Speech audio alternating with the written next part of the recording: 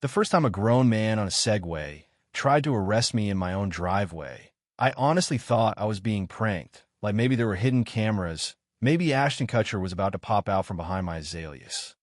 Turns out, no cameras, no prank, just a power-hungry HOA, a wannabe security squad, and a woman named Karen who believed she ruled the cul-de-sac like it was her personal kingdom. And all of it started because she didn't like the way my truck looked. Yeah, a truck. Let me back up. The first red flag wasn't the welcome packet, though that thing read like a homeowner's version of the Ten Commandments. It wasn't the community values pamphlet tucked neatly into my mailbox either. It was a grown man gliding down the street on a Segway, neon HOA vest glowing like radioactive highlighter ink, clipboard tucked under one arm, walkie-talkie clipped to his shoulder, moving slow, real slow every time he passed my house. He'd tilt his head, squint at my driveway like he was evaluating contraband. At first I told myself, relax, man, every neighborhood has that guy. The one who volunteers for security because it's the closest he'll ever get to wearing a badge. I figured he'd get bored eventually. He did not get bored. The next morning I walk outside, coffee in hand, birds chirping like it's some peaceful suburban commercial. And there it is. Bright orange notice slapped across my windshield like I'd parked in front of a fire hydrant. Violation, improper vehicle storage. Failure to comply will result in escalation. Escalation. I looked around my driveway. My truck, parked perfectly straight, not touching the lawn, not blocking the sidewalk. Meanwhile, 2 houses down, there's a sedan that looks like it's been rusting since the Clinton administration. But somehow mine was the problem. No explanation. No contact number. Just that word again, escalation. I crumpled it up, tossed it in the trash, and figured that was that. Wrong. That night, I caught Segway Steve. Yeah, that's what I started calling him, creeping around my driveway with a flashlight. Porch light buzzing overhead, crickets humming. And there he is sweeping a beam across my truck like he's searching for stolen VIN numbers. I stepped outside. You lose something? I asked. He flinched like I'd fired a gun. Sir, he said, squaring his shoulders, this vehicle is in violation of HOA guidelines. It's a truck, I said, in my driveway. It doesn't match community standards. Community standards. I almost laughed right in his face. You got an approved brand list I missed? His jaw tightened. Move it, or we escalate. There was again. I pointed up at the security cameras above my garage. Go ahead. He hesitated, muttered something under his breath, then rolled away into the night like a rejected mall cop. I thought that was the peak of the absurdity. It wasn't. The next morning, pounding on my door. Not knocking. Pounding. The kind of pounding that says, I own this place and I'm here to collect rent.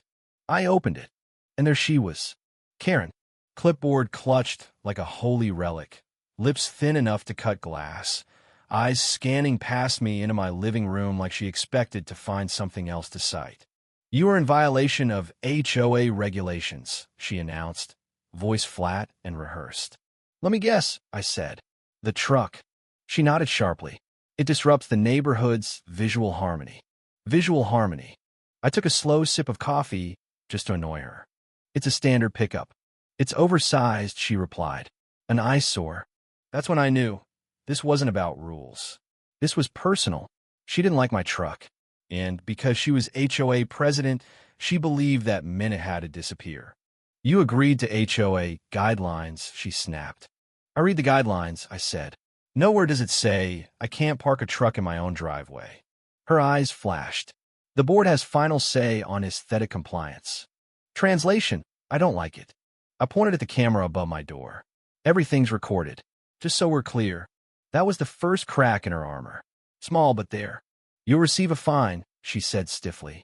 If it's not removed, we will take further action. Further action. I smiled. Guess I'll see you next week. She stormed off, heels clicking like gunshots against the pavement. And that's when things escalated for real. A few days later, I'm in the kitchen when I see a white electric golf cart creeping down the street. Segway Steve in the passenger seat. Behind the wheel, new guy. Older. Got hanging over his belt. Vest stretched tight, like it's fighting for its life. They stop at my driveway. Just sit there, whispering. I walk outside. lean against the porch railing. You lost. I ask. Official HOA business, Beer Gut says, climbing out. Official. In a golf cart. I reply. He ignores me. You failed to comply. The board has authorized escalated action. Like what? You towing it. If necessary. With that, I nod at the golf cart. His face goes red.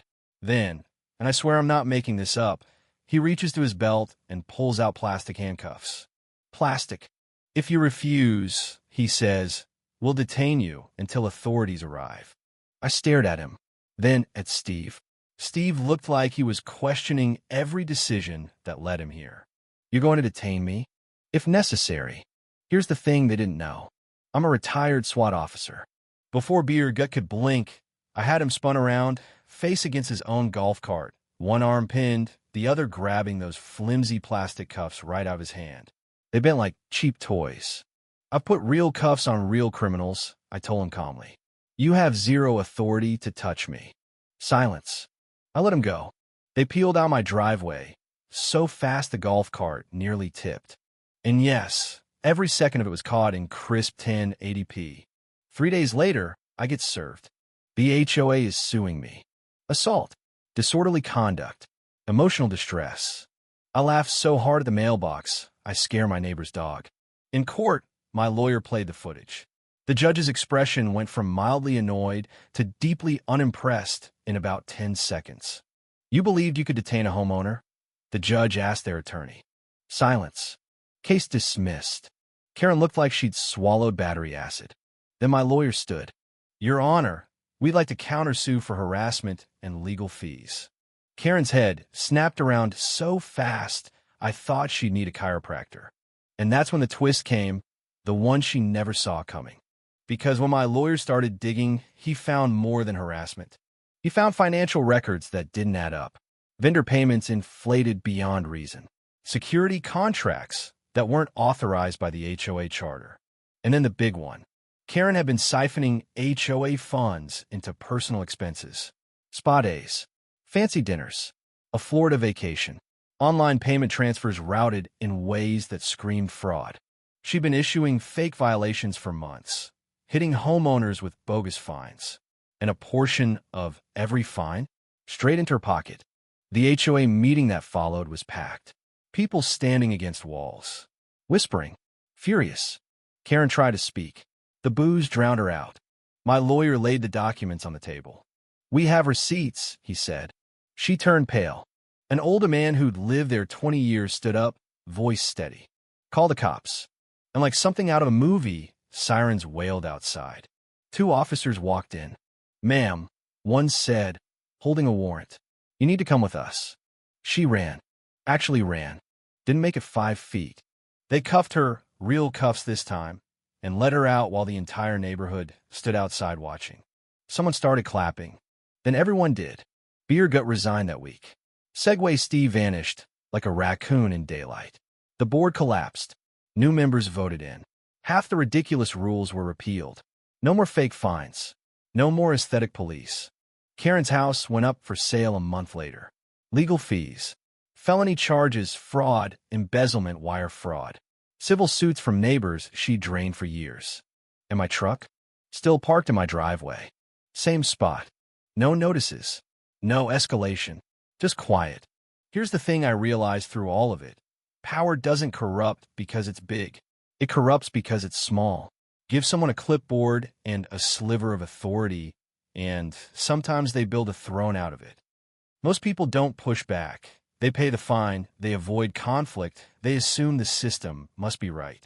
But systems are run by people, and people can be wrong, or greedy, or drunk on the sound of their own authority. Karen thought she was untouchable. Turns out she was just loud.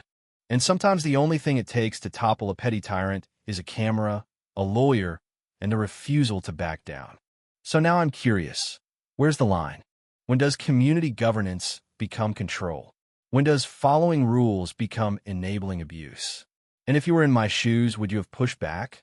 Or just paid the fine to keep the peace? I'd love to hear your take. Have you ever dealt with an HOA gone rogue, or someone who mistook a little power for absolute authority? Drop your story.